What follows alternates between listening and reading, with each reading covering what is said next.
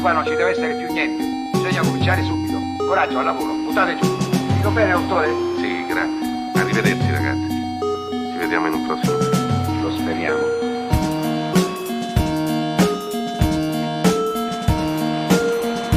Ciao, marinai. Welcome to Cinema Italia, a podcast dedicated to the world of Italian cinema. Presented by me, John Bleasdale.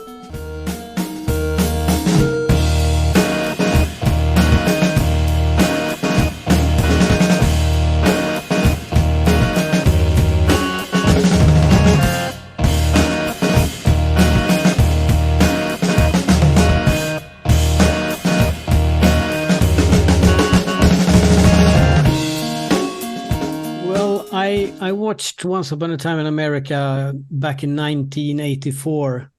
I was 18 years old, and I went with my father to this big theater in Gothenburg where I lived at that time. And I was totally unprepared for what I was about to see.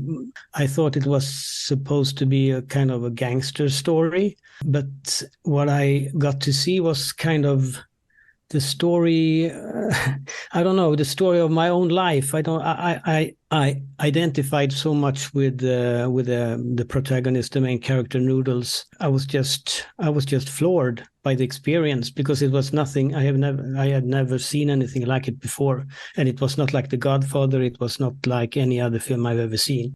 I was kind of flabbergasted about, also the melancholy. It's a very, very dark film. It's maybe still one of the most, darkest movies I've ever seen. And there was this betrayal. It was the mystery. It was, the love that couldn't be. All the things and the music, of course, by Morricone, and the visual way in which Leone makes movies. It just knocked me out in many ways. That's such a great description of it. And I'm really interested in the point you make right at the beginning when you said you were expecting a gangster movie. When I watch it, one of the things that kind of most surprises me as well is that I'm expecting a Sergio Leone movie. Yes. And it is that, but it is also unlike anything he's done in the past. Yeah, exactly. But because maybe this is the first Sergio Leone movie, because I loved all of his previous films, and of course you can see he puts in personal stories from his childhood in for example in Duck You Sucker, when the protagonist is peeing and all those stuff, and there's a lot of other in his Dollar trilogy, how he and his friends in Trastevere kind of, went around and harassing people. And so he did that, but they were very much genre movies taking to Italy and made in his own way. But for me, Once Upon a Time in America is the first film in which he told his own life. It's a very personal film to Sergio Leone, and it's a lot about himself in it, and that's the big difference. So for me, maybe this is the first movie in which Leone showed his, the full potential of what he could do. And that is so sad that he died so soon after, and he didn't get the possibility to make another one, because this is really, this not an ending point for me, for this artist, this great director. This is the starting point from which he could have reached, he could have done anything. Yeah. What do you think about that? Yeah, absolutely. I was talking to Adrian Martin, who wrote the BFI Classics on Once Upon a Time in America, and he talks about how, this is his last film, so it has this last film feel to it, but at the same time, he didn't know it was his last film. So no, exactly. It is so interesting to see those glimpses that you have of the genre. So, for instance, when the boys get beaten up by Bugsy, who has a sort of a very sort of generic gangstery name, and the sound effects are completely from Fistful of Dollars when Clint Eastwood gets beaten up, and they're the same sort of. It's the same sort of scene, that's sort of sadistic. There's one in For a Few Dollars More. There's one in Good, Bad, and the Ugly. It's the scene that he does with those punches which sound like cannon fire, you know. Yeah, exactly. But it's at the service of a totally different story. It doesn't feel like it's even necessarily in the same universe. I mean, it's definitely in a Leone-esque universe, but not the generic universe that you've got used to. How does this come about? Because it's based on a book, right? Once Upon a Time in America. Yeah. It's called The Hoods, by a Jewish gangster who is said to have written the book when he was in prison. There's a lot of mythology around him, and nobody knows exactly what's true and what's not. But the owner got the advice from a friend, read this book, and then he read the book, and he immediately wanted to make a movie of it. And he tried to get the rights to it, and the rights were already taken by an American director. I forgot who it was right now. But then I think, was it Cristaldi who at the end managed to buy him the right and serve them to him on a silver plate? But he wanted to make this movie for like 20 years. He tried to finance the movie, but the American producers, they just wanted him to make another Western. So in order to kind of pay for him, to let him make, if you do Duck Your Sucker, we will give you the money then to make Once Upon a Time in America. So, and that's why he said they will never forgive you a success. That's, you know, they want you to repeat the same movie all over again. So that was very hard for him. And I mean, he had like 20 screenwriters on the project and sacked them all. There are different legendary stories about Norman Mailer, you know, coming to Rome, sitting in a hotel room, drinking whiskey, trying to write something clever. And Leone just hated it and thought it was stupid. And at the end of the day, he went back to his Italian collaborators who wrote the script. There was a story that I remember, was it Christopher Frayling tells, of Leone sort of sitting on a terrace bar in Cannes on the Croisette. Arnon Milchan, the great producer, sort of spotted him and said, "Oh, it's Sergio Leone." And he went, "Ah, yes." And he had the script for Once Upon a Time in America there. And he was like, "Oh, yeah." Later, the producer said, "I didn't realize that he'd been sitting there for years. He'd come and sit there and just see if he could get anyone interested in this film."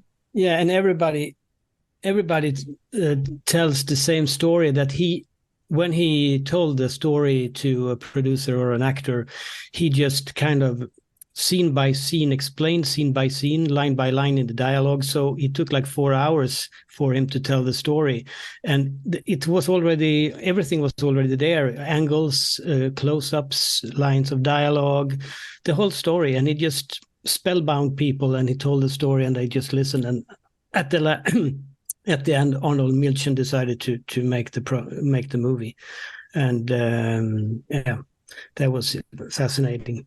No, but it's a fascinating film. I mean, when you're young, everything is about friendship, it's about love, it's about becoming someone and identifying with other people. And I think that, you know, the Noodles gang of these young rugged kids. I was growing up in a project myself. I felt like an outsider, and I identified with Noodles because I guess he's the most pitiful, sad protagonist in cinema history, I think. I mean, if there's a loser, I mean, it's Noodles. He loses everything. He loses his love. He loses his best friend. He got conned. He lives 35 years in exile, thinking that he, you know, killed his best friend. And at the end, he comes back and discovers that nothing is like he thought it was. So I mean, it's a really tragic figure, and I think that really appealed to me when I was young, and it still does. But because in a way, Noodles loses everything because he is true to himself, and he lives in a world that is changing, and he is not made for that new world because it's too cynical and it's too hard, and so he has no chance of moving along with the time. So he remains, you know, the one he always was. That's very sad, and I just love that. he loses his entire youth really as well, because he goes into jail a young man and comes out Robert De Niro. So he's I don't know exactly how long that time period is supposed to be, but it's going to be a decade at least, isn't it? Yeah. And he loved this girl, and she wants to become a dancer, and he's a bum, and he knows it. And this beautiful scene when before they kiss each other, she reads from the Bible to him, from the, what do you call it, the Songs of Songs. Yep, the Song of Songs. Yep. About a lover with marble legs or whatever, with dirty pants that can stand by themselves, and he looks at himself and he knows that he isn't worthy of her. And then Max calls from outside and he runs out. So in a certain way, he chooses his best friend. He chooses this world of being a criminal, and she knows it, so she chooses to not engage in him any longer. And it's heartbreaking scenes, all played out with the music of Morricone. So I just cried, and that scene always makes me cry even today, because it's so powerful. It really is. Absolutely. And I think that, I rewatched it very recently for this podcast. So I rewatched it over the weekend. One thing I would also say is I rewatched the restored version, which has several scenes added, and which fills in. Unfortunately, the quality of some of those added scenes in terms of the visual quality is not up to scratch. But unlike a lot of sort of reconstructed films, it does add a lot more. There are entire characters who you don't understand who they are in the theatrical cut. I'm thinking of Ava, who is Noodles' girlfriend later on in the film, who is a great actress, and that Noodles, he calls her Deborah all the time, which says a lot about their relationship, at least at the beginning. But that scene is horrible. The beginning of the film, though, is this amazing sequence of a montage, really, with the sound of a phone ringing all the way through it. And it strikes me as, I love Leone's cinema when he is just almost playing with the audience, with like a cat with a mouse on a string. He's sort of letting you go so far and then pulling you back and revealing. Yeah, exactly. You think this is the telephone that's ringing? This isn't the telephone that's ringing. It's another telephone. And exactly. And if you watch that with someone who's never seen the film before, they will be utterly confused. Yeah. And annoyed, some of them, and constantly surprise your audience. That's the thing, and he is a very visual storyteller. Dialogue is very short, and as Hitchcock said, when the screenplay is written and the dialogue has been added, so here he had all the story and everything in it, and then they brought also in an American Jewish screenwriter, Stuart Kaminsky, who wrote some of the most memorable lines, more tough lines of dialogue. But the story was already there. So we get that sort of prologue, if you like. Then he goes away, and then you have this longer scene of childhood, which seems to be, it's sort of like a collection of vignettes, and I could easily see this as being New York, and obviously the cinematography is amazing, and the sense of place is amazing, and it's a bit of a lost art these days because of CGI and budgets and whatnot. Yes. That you get this massive street scene, a little bit similar to Godfather Part 2, where you have it's like 10 times more people. It's action for real, and they say that when he shot that scene, he had complete control on everything that was in the range of the camera, but he was also in control of things that happened outside of the picture. And he stopped, he cut a lot of takes because people were not acting outside of the camera the way he wanted to. So, the perfection was like he wanted everything to be perfect. Also the stuff that wasn't in the picture. And that's amazing. And you can feel it because it's for real. It's quite some amazing shots. in the movie. And I mean, one of the most iconic shots ever, I think it's when the small kids, when they are dressed up in the suits and they dancing through the streets of New York. They have challenged Bugsy, and they are just passing by under Manhattan Bridge, which is of course also the famous poster of the film. And then they meet Bugsy, and little Dominic gets shot. I also remember that was an image that has remained within me forever. So that's amazing. Yeah. That little kid falling is because he really falls. Exactly. It looks like it hurts. It doesn't look like he's pretending at all. But it's also the thing I like about the movie is that it has this, because I've read Proust, and I love Proust because it has that melancholy, and the transitions between the timelines are absolutely fantastic. And you have this already from the beginning, the sadness of someone who leaves New York. At the beginning of the movie, his friends got killed. It's Noodles who has called the police in order to save Max's life, because Max wants to do a stupid thing. He wants to rob, the federal bank, and he will get, killed. So Noodles thinks that if I stop him now, we will get 2 years of prison, and I will go with him, and then we will survive. And he has to leave because the mob, they want to kill him, and he leaves. And he's gone away for 35 years, and then he comes back and he meets Fat Mo, and he has lived 35 years with the regrets of, losing everything. And there's no money when he leaves. He picks up a suitcase. He thinks the million will be there that they've earned together, but that's just old newspapers. So it's a mystery. 35 years. Who conned me? What happened? And he comes back after 35 years because somebody has called him back. He's got this letter. It's the best line of dialogue in a movie, if you ask me. And of course, which one I'm hinting at. When Fat Mo, his old friend, asks him, what have you been doing all these years? And Noodles answers, I've been going to bed early. And that is like 35 years of grief in one sentence. And it's, of course, also a ripoff from the first sentence in Proust's fantastic novel. So, I mean, and it was Medioli, the Italian screenwriter, who came up with that brilliant line of dialogue. It's one I remember from the very first time I saw it, and one that when it comes up, and De Niro is so good because he's so good at playing old at this point that you sort of forget that he would wear heavy shoes and heavy coats and stuff so that he couldn't move. He looks old and broken, but he still has his dignity, and that's the amazing thing about Noodles, because at the end of the day, he remained true to himself, and that made him lose everything. I recognize myself in that sometimes.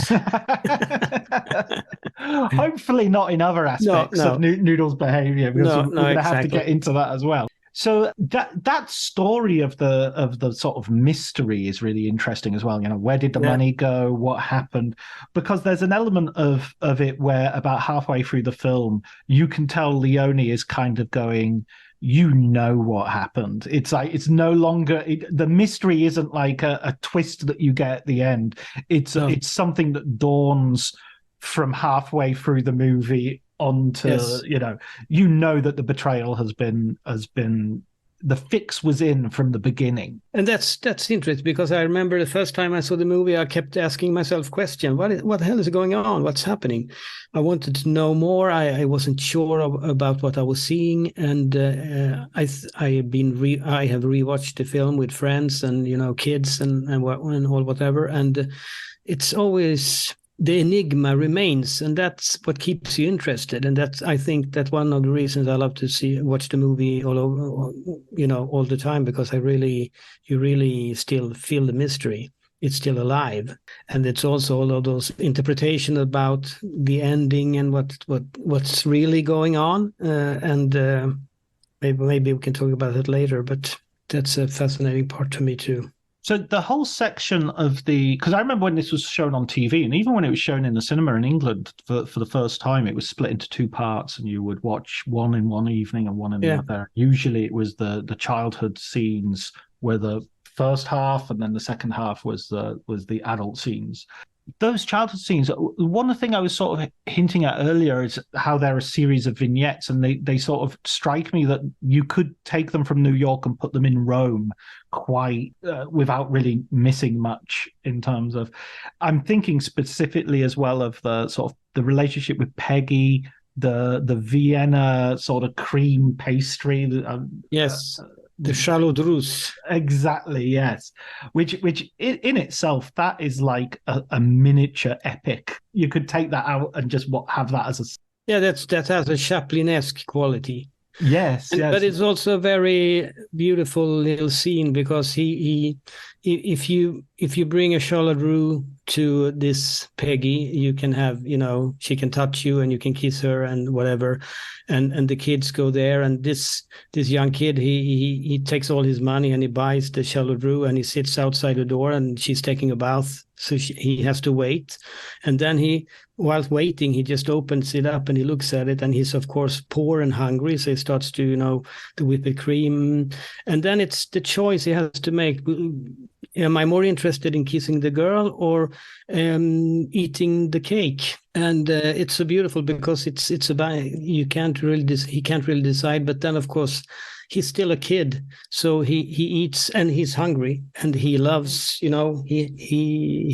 can't afford to buy a Charlotte Russe for himself, so he chooses to eat the Charlotte Russe, and then Charlotte Russe, and then Peggy comes out, and he's just trying to cover the things up, and she's just, well, get out of here. That's a very beautiful moment, because it just also tells a lot of innocence, and he's still an innocent person. He's still a child, and that makes the things that happens later even more tragic, because they're still kids. Yeah, I was shocked watching it again about how interesting this film is, and how daring this film is in its portrayal of sort of childhood sexuality. Because Noodles is young, and Deborah, I mean, there's a scene with Deborah when she is supposed to be, I think, 13, 14, and she's... Yes. You see her naked from behind, and scenes that I wouldn't, it's an old cliche to say they wouldn't be shot today, but yes, they wouldn't be shot today. But also, I think there's an interesting thing that we seem to have forgotten, which is in the film, which is, kids start to have sexual thoughts long before they are legitimate or they're legal, let's say. And this film explores that, so that they have relationships with Peggy, and they are, and like children, they're not very good at sex. No, because they're spiritually, and I mean, they're not there yet. Yeah, it's something they do. Their body responds to it, but and it's also maybe how they think it should be, being guys in a very hard environment. So they kind of play. They test out these roles, or this is how I'm supposed to behave. But I mean, inside they're not ready for it, because they're too young and they haven't had the experience, and they. Maybe like Noodles, he just wants to kiss Deborah, which he loves, whom he loves, and that's enough. But the environment and the times are different. And he sort of has to show off and say, I'm going to give her what she's asking for if she's not careful. And it's just this violent misogyny which is the only expression that these young boys... Yeah, exactly. And that's also tragic, because he will never be able to reach a woman. I mean, really connect with a woman, because he can't do it. He doesn't understand how you do it, and that's a very sad part of the story too. Which is something which sort of Leone has running through his career. He's sort of like, he's interested in women. That's one of the reasons, he criticizes Italian filmmakers. He starts off by saying, then I can't find an Italian screenwriter who's interested in women the way I am, and yet his concept of women is very of his time and earlier, if you like. The earlier films are very archaic and very very superficial and almost cartoonish approach to women, if you ask me. But I mean, in Once Upon a Time in the West, Claudia Cardinale is maybe the first woman character that Leone really was interested in and put some depth into, and her character it's a wonderful piece of work, if you ask me. But I mean, in Once Upon a Time in America, you have Deborah. She's a very determined young girl. She wants to become a dancer. She understands, as the boys do, that if I want to get out of here, from the ghetto, from the poverty, I need to find something I'm good at, and I have to stick with that, and I have to, really get everything I got. And for her, it's the dance. And when she's in love with Noodles, but she understands that this guy, he will never, get better. He will always be a bum. So she has to choose to, let him go. And that's a very painful decision and a very hard decision to take. But she makes that decision. And I think it's wonderful, because she's a very, very strong character, and she remains strong all through the film. And so I think that's a very interesting female character that Leone told us in this film. Yeah, she seems to be someone who actually stands outside of the world of the film as well. That she has gone on and done other things, and she's not. And there's a sense that there could be another film which is entirely centered on her. When we get to the tragic transition and we're going into the De Niro years, if you like, and prohibition, and they've become proper gangsters, then it starts to become more sort of recognizably a gangster movie, but at the same time, not completely. No, because it's also, I mean, the kid years, the power of the emotions and the childhood, I mean, it continues through the adult years. So, I mean, I still feel that sadness in the film. And it's also a political movie, because it talks about the union and the corruption and all that. But it remains, I mean, the relationship between Max and Noodles, the Robert De Niro and James Woods characters are, I mean, and Deborah, and of course his love to Deborah remains the heart of the film throughout. So it never completely becomes a gangster movie to me. It just plays the genre. And I mean, the thing that Leone made his name with, as you say, they'll never forgive you a success. I like the gunfights and the duels, the long drawn out spaghetti western duel.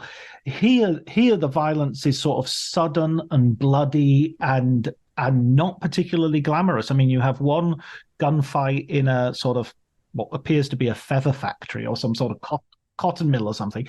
Now, you kind of expect another in an earlier Leone movie that would have been like a 5-minute, 6-minute scene. In this movie, it's kind of over in a minute, and it's an exciting bit of cinema, but it's not like a huge action scene. No, and I mean the most violent scene, I mean, it's the opening when Fat Mogat gets beaten up quite badly in the beginning of the film. And then it's the terrible rape scene with Deborah. But otherwise, the violence is hard, but it's over like that. It's like it's not the thing that is interested to him. He's not interested in the violence this time as much as maybe earlier, the ritual of killing, because Leone was always not like Sam Peckinpah, who killed people in slow-mo and whatever, and people was falling and the blood was. For Leone, it was more interested in showing the prologue to death, the dance before death, which is one of his most characteristic traits.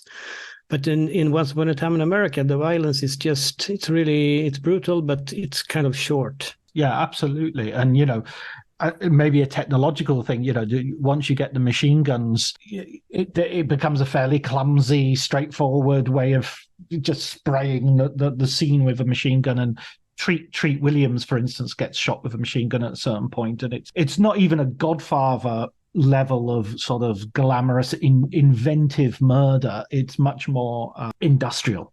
Talking about the politics, I think it's a really interesting point, because you have Treat Williams as this sort of young union worker who's initially sort of idealistic and then is corrupted. They corrupt him through by saving his life and sort of protecting him. I'm going to run this a little bit through towards the end as well. You also have Max, obviously, and this is spoilers for everybody, becoming the secretary, a part of the government and a corrupt part of the government. But, he's done the Michael Corleone thing. He's sort of gone legitimate in some ways, even though that is going to come crashing down. But that's the difference between Noodles and Max.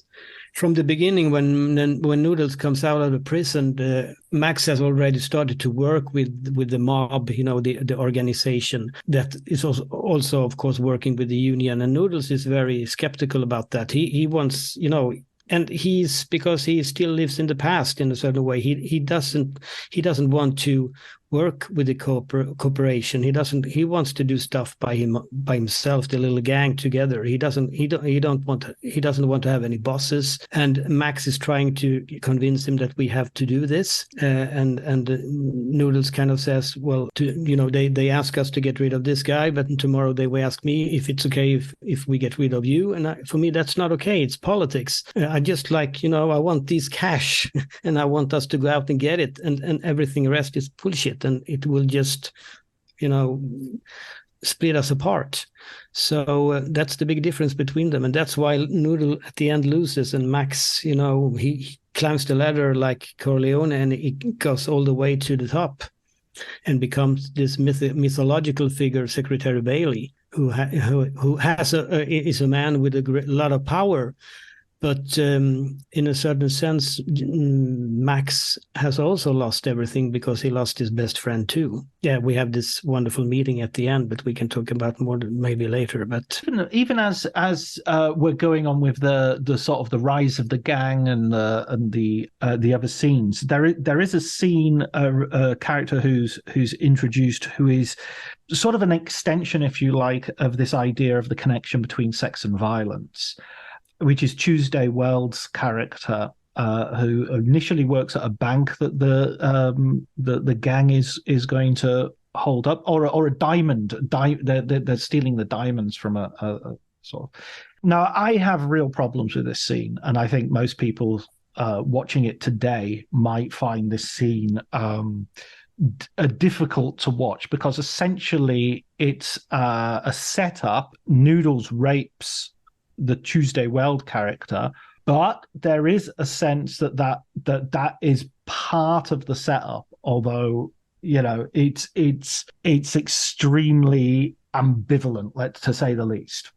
Yeah, and it's very unpleasant, and maybe one of the weakest parts in the film because it's never kind of explained, and he plays with that Tuesday Wales character has this masochistic kind of character trait, but it remains kind of on the superficial. It's very superficially told the whole thing, but she becomes then part of the gang, so to speak, because she later becomes Max's girlfriend. So in that sense, I think what he's trying to say is that she's trying to belong, to do something, to get a chance in life. She has to adjust to these brute men, and that's what she does. So she plays this role, but it's a very problematic and terrible scene, really. I think the problem with it is not only in and of itself, which you've expressed very well, but also kind of what it then does to the rape scene in terms of Deborah. Yeah, because Leone has done this before in Docu-Sucker. There's also a scene where a woman is about being abused by this what do you call it, bandit, I guess. Bandits. Yeah. And for Leone it becomes almost a gag because and so this is a one thing that remains, one of the bad habits he had that remains in one of the scenes in Once Upon a Time in America. since he still seems to think it's funny or interesting, to put it that way, which you don't really get a psychological explanation about. So it doesn't hook. It isn't for real, if you ask me. Yeah, absolutely. I agree. That's something that sticks out today, because it feels very old and vulgar and kind of old macho kind of thing to do. Yeah, exactly. It feels like a male fantasy rather. Yeah, exactly. There's a sort of other moment of fantasy which is much more benign, which is the mixing up of the babies, which almost has, which also, one of the things I noticed this time around was the mixing up of the babies is also a sort of echo of the mixing up of the tagging of the bodies at the very beginning. So it sort of weirdly prefigures the death of the gang. And they're all tagged with their names. And yeah, exactly. You're right. I never thought about that. Yeah, one of them is mistagged. So the idea that your tag and is at the very beginning, it's also at the very end. Yeah, that's interesting. And it's also, I mean, about somebody is very fortunate when they're born and somebody is not. So, I mean, it's just, who cares? It's a very funny and horrifying scene at the same time, played out with that wonderful operatic music. And yeah, it's a funny scene. And Danny Aiello as well as one of the amazing. He's a sort of he's a character from Italian comic opera almost. Yeah, definitely. That's commedia dell'arte there for you. Exactly. Yeah, exactly. And that's what I think the whole tenor of the movie is really interesting, because Leone makes never sets a single of his movies in Italy. He makes all his movies. Yeah, that's very interesting. Based in the US. They're very Italian. But they're very Italian. I mean, if somebody said, what's your favorite Italian movie, and you say Once Upon a Time in America, it's like, yeah, but what's your favorite Italian movie? But it is a very Italian movie. Yeah. There's no way. Yeah.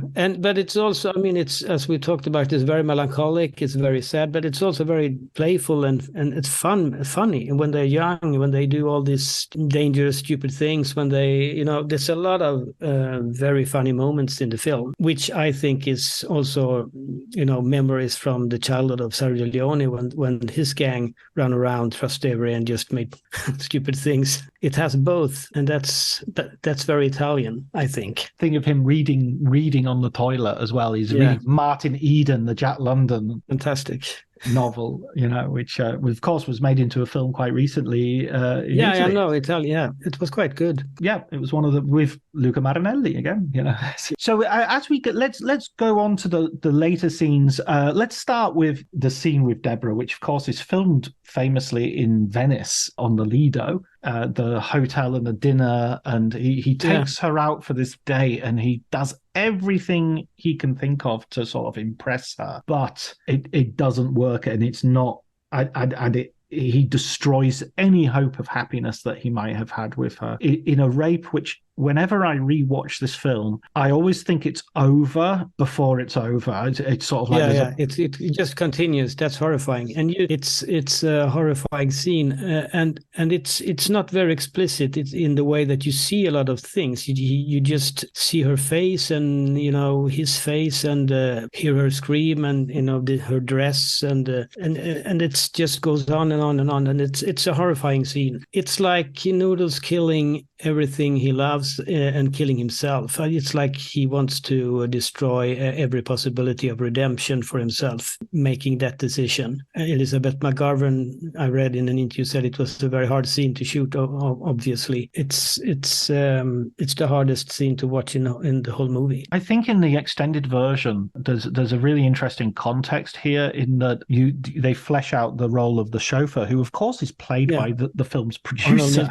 Yeah, exactly. Which is crazy. But there's this conversation where they're basically talking about the Jews in Germany and what's happening in Germany. And so you have this idea, which I think without that scene, the Jewishness feels much more like furniture and ritual and costume. But with that scene, it really contextualizes. Yeah, it's the first time when they are adult that they that the Jewishness feels, real. When they're a kid, I feel that the Jewishness is there all the time with the Pesach and the talk about the rabbi and everything, but here it's for real. Yeah, but after this has happened, Noodles he's condemned for life. He's just, crash down into Dante's Inferno, and he will never get out of it again, and he will live with it for the rest of his life. And so of course, she's also marked for it for life. It's a horrible. It's really a horrible moment. And when he sort of turns up again, wave her goodbye. Well, not even wave her goodbye. When he turns up again when she's old and and she's playing Cleopatra. Yeah, and there's that amazing scene where she's taking off this makeup of her looking young, and she's obviously Elizabeth McGovern, who's young, wearing makeup, looking old. So there's that's amazing. A really interesting moment, very daring moment for Leone to do. Again, that teasing and playing with you. Yes. But that scene, again, when I rewatched it sort of plays differently. It feels different. It feels she's scared of him still. She's looking at her rapist, and yeah, of course, he has all this, oh, I'm glad you went and you were an actress, you're very good, and she's like, I don't really care about your opinion, I don't no, and here he is a coward because he's trying to make her say that things are okay now, or I've forgiven you, or whatever he wants her to say. And of course she hasn't, because you can't forgive us a thing like that. So he is kind of fishing for sympathy there when there's no sympathy to be had, and then they have to continue to talk about the reason why he's there, and he doesn't get that satisfaction or the redemption he may have wanted to have, and that's a very true moment. Yeah, and of course that conversation finishes with him seeing who we understand is Max's son, but is played by the actor who played Max as a kid. And so there's this, again, a very strange playing with the cinematic form that you don't go, oh, that's a family resemblance. You say, hey, wait a minute, isn't that the guy from earlier that we've just seen? Yeah, well, that's in the story. It's like Noodles are trying to put the pieces together, but there's one piece missing. Who is orchestrating me getting back and do all these things, and has called me to this party, and the ultimate piece is like when he sees he understands that during the conversation with Deborah that she has married or is living with Senator Bailey, whoever he is. And when he opens the door and sees like the same actor that's played Max as a kid, he understands that, yeah, it's Max who is, has orchestrated all this, who has called him back to,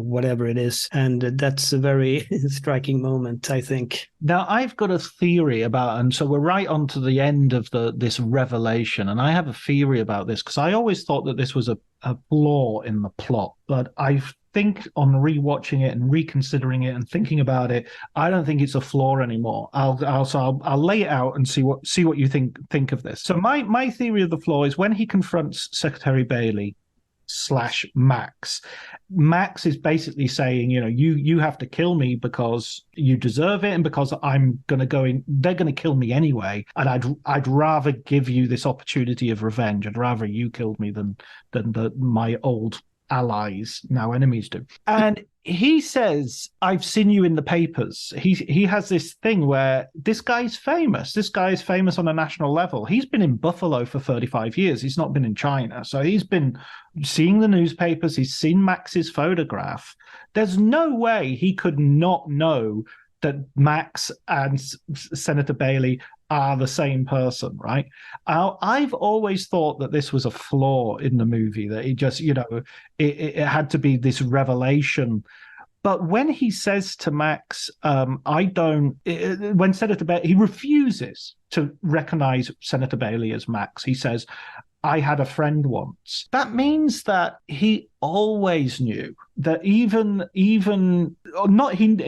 necessarily always know, like from the very, of course he thought he'd killed his friend when he gets on the train. But at some point during those 35 years, he's opened a newspaper up and gone, wait a minute, that's the guy who I thought was dead. And so and he's been in denial. So even when he gets the revelation at the end and he says, I still don't know what you're talking about, that denial began earlier. That's my theory. What do you think? Yeah, you may be right. I read different kind of explanations for that hole in the plot, so to speak. And one is that maybe it isn't so, like maybe Noodle's delusory is and the wound that he got 35 years earlier, that maybe he hasn't been reading the papers or been interested in politics in New York, living in Buffalo. So he doesn't know, or at least not as much as you said, that he actually seen the picture in the newspaper. Maybe that could be a possibility, because at least, I mean, it's not like today where this is 1968, right? So I mean, it could be. It might be even later, I don't. No, I think it's 68 because they talk about something on television at a certain point. So I think it's right. 60. And then when he comes back, they play Yesterday, and that song came out in 1968, I think. So I think it's supposed to be 1968. I just remember the frisbees. I thought, oh, is that frisbee? That's is very that odd, the 60s? because did they have frisbees in 1968? That's very rare. The love painting on the railway that replaces the Coney Island painting looks a little bit later as well. Yeah, but that's a very powerful scene anyway, because Max is the one who does all the talking. I took your girl, I took your money, and they're gonna get me now, and the truth will be out, and they're gonna kill me anyway, and I called you back to kill me because you are the only one I can take it from, and I respect you. And he pulls out the old watch that they had when they were kids, and time is now 8:06 and I got nothing to lose. And Noodles just in awe listened to all this, and as you said, he just said, well, I have a story also, but it's much more simpler than yours. I had a friend, but he died because he wanted that way. It ended bad for him. It ended bad for me too. So I hope the investigation will turn out well, and then he just want to leave. And I mean, so he kind of regains his dignity at the end, because he doesn't want any part of this. And Max says, he has won the world, but he has lost his soul. So he's also condemned and alone, as is Noodles, who lost his friend and who will never get to redemption for the thing he did with Deborah, the girl he loved. So I mean, it's two losers who say goodbye to each other, but at least Noodles has his own destiny in his hands in a certain way. So that's a very powerful scene. And does Max sort of throw himself into the garbage truck at the end? Or yeah, that's also a big discussion, because as you know, Leone it's not James Woods who's walking behind the garbage truck. It's an actor who looks like James Woods, because Leone wanted it to be like, yeah, it's James Woods, or is it? It's like Hoffa. He disappeared. Jimmy Hoffa disappeared. Nobody knows where he is. He may be there. He may be here. The only thing you know about him is he will not turn up for supper, as James Woods put it. So it's a part of the mystery, and this leads us, of course, up to the theory that some of us have had all the time, that everything that happens after 1933 are actually fantasies in an opium, when Noodles smoke opium after calling the police, betraying his friends, and watching them die. So everything is just like this circle movement of it's just hallucinations. And is that your theory? Is that one you subscribe to? Maybe there's a lot of question marks that remains, but I saw this lecture that Sergio Leone had in 1984 in the film school in Bologna, because the film he had just made a film, and the students had seen the film. And in every interview I watched with or read by Leone, he is very ambiguous about the ending. He never says what you want him to say, because maybe, or maybe it's not. But here he's very clear that he argued even with the screenwriters that even the screenwriters think that everything has happened for real, but they don't know that everything is just in the mind of this opium addict Noodles when he is under the influence of opium. He just hallucinates about what happens after all this, what he've done, that Max will betray him and Deborah will marry him and everything. How do you explain Yesterday, 1968? How do you explain the cars of the?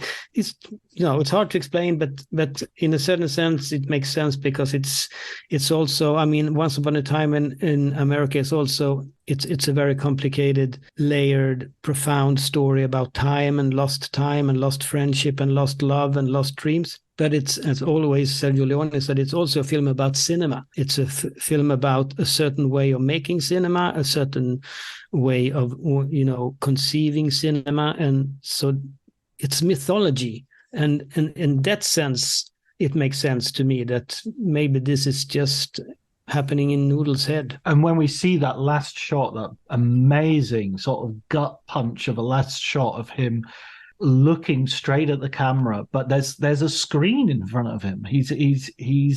We're seeing him through a screen, and that's like almost like a visual. It's like a gauzy screen that is between us and Noodles, and you're focused in so you can see him through the fabric. Yeah, fabric, exactly. But he made the exactly same shot in Once Upon a Time in the West. There's a certain point where Claudia Cardinale lies on the bed at the end of the film, and we see her through this kind of, what do you call it, fabric, from above, and it's the same kind of shot. Yeah, but Noodle smiles, and everybody, it's a very enigmatic smile at the end. What does it mean? It's just the opium kicking in, or what is it? For a moment, he's free and he is happy, and he is kind of beaten into oblivion. I don't know. But it's a very ambiguous ending. And I mean, aside from De Niro doing an amazing performance, which I think this is up there as one of his best roles. One of his best, definitely. And you've definitely got James Woods' his best role by a long stretch. Yeah, definitely. And he's great in Once Upon a Time in America, definitely. And then you have the powerful music by Morricone throughout the film that really enhances, and I mean it's part of the story. It's definitely his music, and as you know, the music was already written and recorded in very basic versions, and was played on set to create a certain spiritual feeling. And I know Roberto De Niro didn't like it at the beginning, because then they couldn't take the sound, the dialogue on set. They had to do it in the studio later, but then it was so powerful for him, so he liked it. At the end, he thought it was a great thing to do, and I think that also makes his acting so profound in this film. And it's slow, and it's very sad, and it's very melancholic, and I mean it plays in with the music. And you can't think Once Upon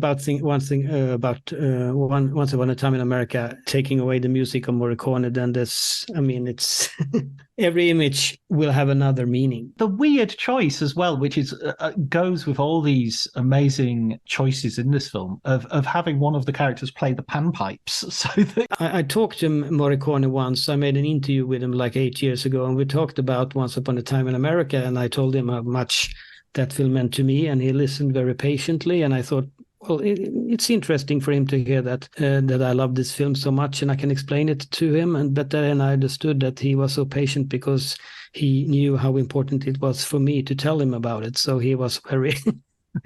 But anyway, the thing is that I think I feel compassion for Noodles, because I think it's the music that redeems him. In every scene where you have Noodles when he's a young kid, but also at the end or after the terrible scene with Deborah, you have this music, and the music redeems him, because, in a certain sense, because it makes him a human being. And if it wasn't for the music, he would be a monster. So I think it gives a depth to the character that's quite amazing, and that otherwise I think it would have been much more difficult to understand Noodles and the other characters as well. So, and he also said that music in a movie is everything that the characters can't say and that you can't see. So, in that sense, this is the perfect fusion between image and sound. Yeah, because Noodles is completely inarticulate, isn't he? I mean, he can't articulate any feeling whatsoever. He's lost in himself. So the music does it for him, so we can understand how he feels, and that's quite an amazing achievement, really. I'm just in awe of the fact that you met Morricone as well. That's yeah, me too. I can't believe it. I still can't believe it. What a dream! What a dream to meet that man. I've managed to sort of be at one remove from him. I had some friends who are musicians, and they wrote they play accordions, and they transcribe back into accordion music, and they sent him a CD of their work, and he phoned them up and said, is that definitely two accordions? Because I can hear other notes being played there. Are you sure? Are you overdubbing stuff? And he was like, no, that's live recording. And he was like, okay, I'm going to send you something. So he sent them a score that he wrote especially for two accordions. And they played it and recorded it and sent it back to him. And he was like, okay, thank you. And I'd never heard from him again. But it was just like his musical curiosity was like, could I do something else with this? But it was purely, an intellectual exercise. It wasn't like, I'm going to commercially do something with this. It was just like, I want to hear what this sounds like. Fantastic. But do you know the story about the theme for Deborah's theme in the movie? Because it feels so perfect. It's like for me it's like it's Noodles, it's Deborah, there are all these images, and the music was made to those images. Leone had written Deborah's theme a couple of years earlier for a film he was making with Zeffirelli. I think it was called A Love Story, and he had his contract that he was making, all the music, and he wrote Deborah's theme, and Zeffirelli was, happy about it, and then they were recording it in Los Angeles, and then suddenly in the studio, Zeffirelli says, "Well, I want this song with Lionel Richie in the movie because he's very popular now," and Leone is just, he freaked out. If I do the music, I do the music. You can't put, this is not the deal. Yeah, but I want Lionel Richie. Well, then you can fuck off. So he paid back Zeffirelli every dollar he got, and he took that song and put it in his, in his door for a couple of years. And then he thought, well, this is perfect to put in Leone's film. And Leone didn't know it until after the premiere of the movie. And then Morricone told him, Deborah's theme, I wrote it for another director. For who? It's Zeffirelli. Oh, che testa di cazzo. And they just laughed. What a stupid jerk. He didn't want, Deborah's theme. And then Leone asked him, do you have any other, rejected, parts or music that, stupid directors didn't want? Please send them to me. Exactly, yeah. That's an amazing story. It is brilliant. It reminds me, there's a story of Elio Petri, the music from Investigation of a Citizen Above Suspicion, which Morricone does, and which we talk about in a previous episode, comes from a different film. And Elio Petri saw him testing the music, or saw the footage before the film was released, and said, no, I want that music. And there was some arguments within the Italian film industry in order to get that, but now you see it where it is, and you think that's exactly where it belongs. Exactly. Can't imagine it anywhere else. He chose Lionel Richie over Deborah's theme. So, it says it all. That says a lot about Franco Zeffirelli, not a filmmaker. Yes. Not a filmmaker I'm usually definitely does. But I just think that, I think Sergio Leone, now the last decade maybe the things has changed, but he has been underrated, especially in Italy, because there's so they're so obsessed with Antonioni and of course Fellini, whom I love. I love Antonioni too, but I mean the way it's just as difficult to tell a story visually, because he's powerful that Leone does, than to make one of Antonioni's films. So I always felt that he's been underrated in Italian cinema. I think there are definitely these directors. Rossi would be another one for me, who I feel hasn't been given the acclaim that they deserve. Mario Bava, I think, is another one who it tends to be people who've worked in genres that aren't necessarily considered high art, you know. Yeah, and it's like Tarantino says in the Sergio Leone documentary, that Sergio Leone is the first modern filmmaker, you know, because he created the modern anti-hero that is very cool, that is very, you know, who has his own agenda and doesn't say so much, but when he talks, it's like, you know, a bullet. Yes. In your head. So it's and it's also visually he's an artist. I mean, he borrowed from De Chirico. He knew all about art. He was meticulous about, you know, every little detail. I have a book about how he made Once Upon a Time in America, and it was like 10,000 of photographs that he wanted to recreate exactly as they were. So, I mean, visually, he's the greatest director I know of. Definitely. Absolutely. Rewatching the film, the just some of the shots right at the very beginning, and the transition between time and it's just amazing. Absolutely, totally agree. Completely seamless, it seems. And so here's to you, Sergio. Absolutely, bravissimo, Sergio. Bravissimo. Thank you so much, Peter. Thank you, John. Great talking to you.